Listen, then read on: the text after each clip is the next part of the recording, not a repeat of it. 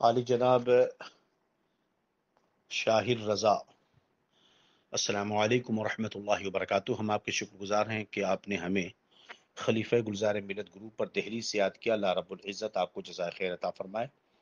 آپ نے ہم سے بیدم وارثی صاحب کے بارے میں علماء اہل سنت کا کیا موقف ہے یہ جاننا چاہا ہے، یہ سوال کیا ہے، اور ان کے لکھے کلام پڑھ سکتے ہیں یا نہیں، اور دو شعر آپ نے پیش کیا کہ ان کا یہ کلام کہ کیوں آنکھ ملائی تھی، کیوں آنکھ لڑائی تھی، یہ کیسا ہے، اور دوسرا شعر بیدم یہی تو پانچ ہیں مقصود کائنات، یہ دونوں شعر کیسے ہیں، رہنمائی فرمائیں۔ جناب محترم، بیدم وارثی کے تعلق سے جو مشہور و معروف ہے کہ وہ صوفی شاعر تھے اور تصوف کی طرف مائل تھے۔ فقیر قادری کو اس تعلق سے ان کے سیرت کے معاملے میں کوئی خاص جانکاری معتد بہتر طریقے پر نہ ہو سکی، اور علماء اہل سنت کا موقف ان کے تعلق سے ملا جلا سا رہا۔ البتہ نعت گوئی کا میدان بڑا سخت ہوتا ہے، اور اچھے وہاں پر اچھوں کے قدم بہک جایا کرتے ہیں۔ بہت ہی مشکل یہ فن ہے اور مرحلہ ہے۔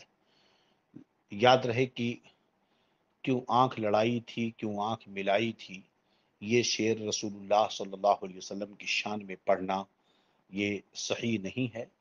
صوفیانہ طرز کلام اپنی جگہ، مگر یہ انداز جو ہے معذرت کے ساتھ اس میں بھونڈا پن سا نظر آتا ہے، اور کسی کیف و مستی کے موقع پر نکل جانا تو بیدم وارثی صاحب پر کوئی کلام ہم نہیں کر رہے ہیں، مگر جو شعر کے اندر جو الفاظ کی تو بندی ہے وہ محل نظر ہے۔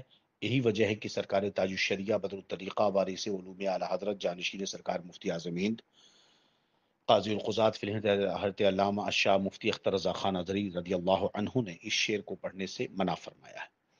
دوسرا یہ کہ بیدم یہی تو چار ہیں مقصود پانچ ہیں کہ چار ہیں، بیدم یہی تو پانچ ہیں مقصود کائنات، یہ شعر بھی محل نظر ہے، اور بالخصوص اس لیے کہ اس میں رافضیوں اور شیعوں کے ایک عقیدے کی عکاسی ہوتی ہے۔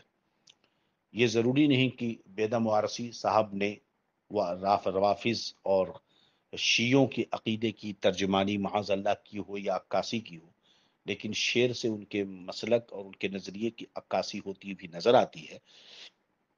اس لیے اس شعر کو بھی پڑھنا مناسب نہیں ہے، اس لیے کہ مقصود کائنات صرف اور صرف نبی دو جہاں صلی اللہ تعالی علیہ وسلم ہے۔ لولا کا لما اظہر تو ربوبیہ، محبوب تم نہ ہوتے تو اپنے رب ہونے کو بھی ظاہر نہ کرتا۔ حدیث قدسی ہے۔ تو صرف ایک ہی ذات ہے، وہ جو نہ تھے تو کچھ نہ تھا، وہ جو نہ ہو تو کچھ نہ ہو، جان ہے وہ جہان کی، جان ہے تو جہان ہے، تم سے کھلا باب جود، تم سے ہے سب کا وجود، تم سے ہے سب کی بقا، تم پہ کروڑ درود۔ تو مقصود کائنات صرف اور صرف رسول اللہ صلی اللہ علیہ وسلم ہے، اور مباہلے کی آیت کے پیش نظر اگر اس کی تعبیر بعید کی جائے تو اسی بنا پر ہم یہ کہتے ہیں کہ اگرچہ یہ نہیں کہا جا سکتا کہ بیدم وارثی صاحب نے روافظ معاذ اللہ روافظ یا شیعوں کے عقائد کی عکاسی کی، ہرگز ان کی شان سے بعید ہے، مگر بہرحال اس شعر سے چونکہ ایہام اس طرف ہوتا ہے اور ان کے عقیدے کی عکاسی ہوتی ہے، لہذا اس شعر کو بھی پڑھنے سے پرہیز کرنا چاہیے اور لازم ہے کہ اس سے بچیں۔ ھذا ما عندی واللہ اعلم بالصواب۔ السلام علیکم ورحمۃ اللہ۔